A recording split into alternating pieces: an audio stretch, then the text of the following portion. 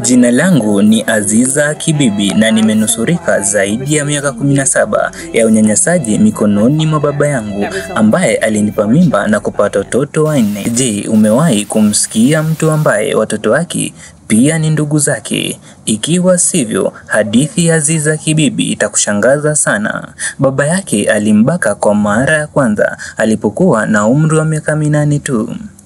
Alikuwa mama akiwa na umri wa miaka 15 na alikuwa na watoto 4 iliyotokana na kuingiliwa na babake. Je, hatima ya watoto hao 4 ilikuwa nini? Na je, baba yake alipata adhabu inayostahili au je, alitoroka na matendo yake? Ili kujua zaidi, usikose kutazama video hii na usisahau kulike video hii na kujiunga na channel hii kwa kubonyeza kengele ya kusubscribe ili kupata taarifa pindi tu ninapopakia video mpya. Aziza Kibibi alizaliwa Septemba 10 mwaka 1977. Mama yake Beverly Ainde alifanya kazi kama karani wa biashara kabla ya kuwa mama wa nyumbani. Baba yake Aswad Ainde alikuwa mtayarishaji mashuhuri wa video za muziki.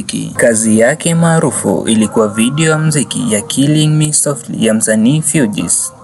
Wakati wa utoto wake, Aziza aliishi na familia yake kubwa katika nyumba kubwa huko New Jersey, na kimsingi walikuwa familia moja kubwa iliyo na furaha. Kama wasichana wengi wadogo, Aziza Kibibi alikuwa na ndoto za utotoni zilizojaa mawazo makubwa. Hata hivyo, maisha yake yalichukua mkondo usiotarajiwa na ndoto hizo pamoja na maisha yake zingebadilika milele muda kidogo baadaye.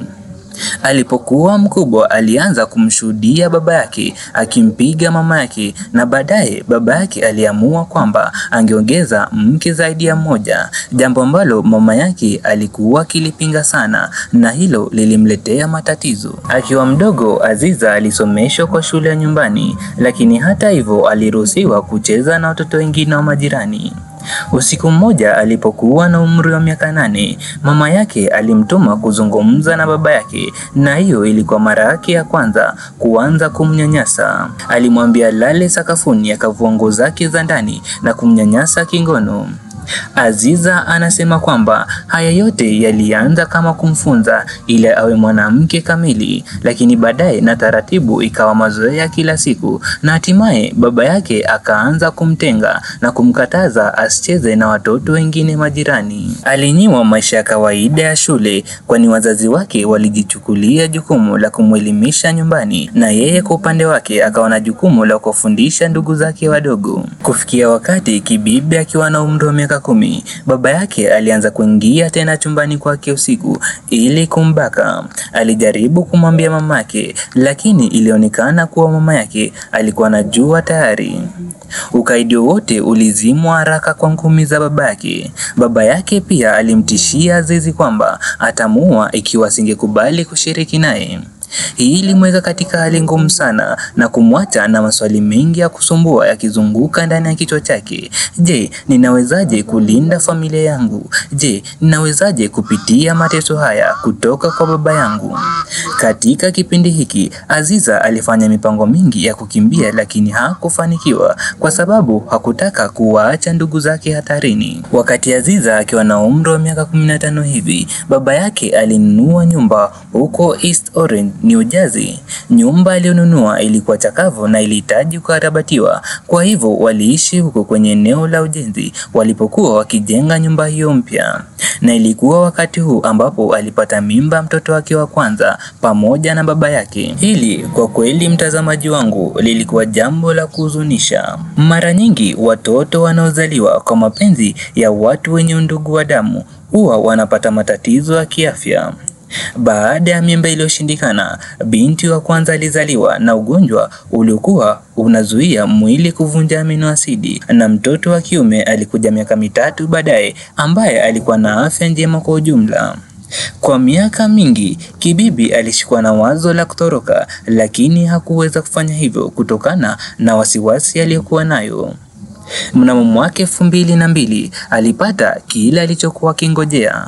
Baba yake akiwa safarini kikazi, mtoto wake ghafla alianza kukumbwa na kifafa. Baada ya kusita kidogo, alichagua kuchukua hatua ya ujasiri ya kumpeleka kwenye hospitali iliyo karibu.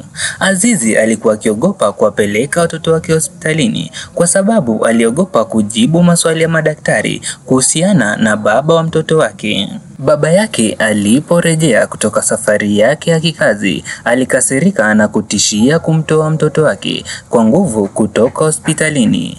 Huduma za watoto ziliingilia kati kabla ya kufanya hivyo na kuwaweka katika nyumba tofauti.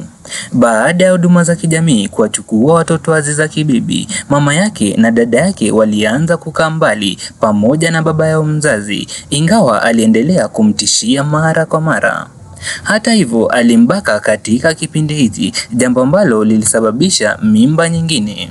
Wakati huu binti yake alizaliwa tena na ugonjwa wa misuli ya mgongo ambayo ilimfanya msichana huyo kuwa mlemavu kabisa, hawezi kutembea wala kujitunza. Azizi hata hivyo alikuwa na mawasiliano madogo na baba yake hadi mwaka 2005, wakati yeye pamoja na dada zake hatimaye waliamua kufungua mashtaka jinai dhidi ya baba yao. Waranti ilitolewa kwa ajili ya kukamatwa kwake na iliwachukua mwaka mmoja kumpata. Mnamo mwaka 2006 alikamatwa akijaribu kuondoka nchini. Mnamo mwaka 2013 baba yake Aswad Aindi alihukumiwa kifungo cha miaka 50 jela kwa unyanyasaji wa kingono wa mara kwa mara ambao alikuwa amemfanyia Aziza.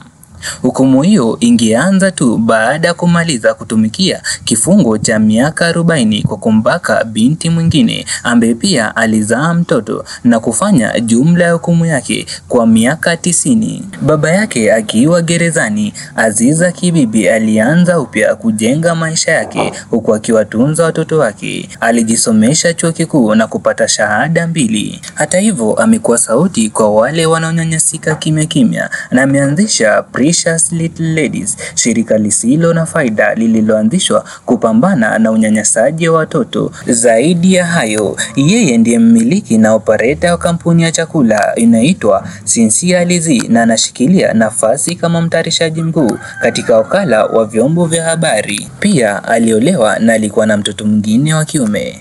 Zaidi ya hayo, anaendelea kuandika mashairi na ameandika kumbukumbu kuhusu uzoefu na maisha yake yote.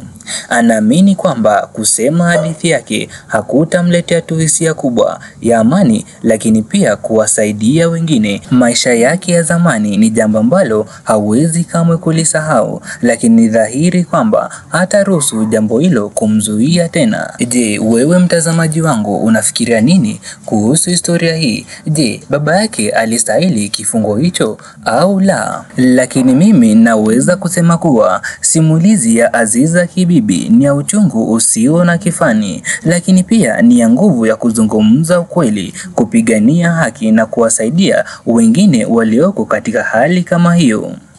Uovu aliopitia, ubakaji wa kifamilia kutoka kwa baba yake haukubaliki kamwe na ulimwachia majeraha makubwa yasiyofutika. Matokeo yake yalikuwa mimba, mateso ya kimwili pamoja na hisia, pamoja na changamoto kubwa za kujitambua na kupona. Hata hivyo, nguvu ya Aziza inaweza kupimwa katika jinsi alivyoweza kuinuka, kuandika kitabu chake, kushtaki hadharani, kutumia sauti yake kwenye vyombo vya habari na kuanzisha shirika ambalo linaleta mwanga kwa waathiriwa na kupigania mabadiliko ya sheria kupitia Aziza's Law. Aidha, yeye ni mama anaendelea kulea watoto wake walio matokeo ya ubakaji na wale aliowapata katika mahusiano ya baadaye, huku akikabiliana na changamoto za malezi ya afya na ustawi wa kisaikolojia. Hadithi yake ni wito kwa jamii kutambua kwamba ukatili wa kifamilia haupasi kutendeka. Ukweli hata kama unachosha, unaweza kuwa njia ya uponyaji kwa mwathiriwa na pia njia ya kuleta mabadiliko ya kijamii. Nami niseme nini mtazamaji wangu? Kilicho na mwanzo lazima kiwe na mwisho. Na kushukuru kwa kuwa nami kuanzia video hii inaanza hadi hapa. Nikukumbushe tu usisahau kusubscribe na kulike video hii. Pia unaweza kushare video hii kwa watu wengine wengi ili wote tupate kujumuika kwa pamoja. Nikutakie wakati mwema. Jina langu ni Kamanda Nicholas Mwita. Hadi wakati mwingine. Bye.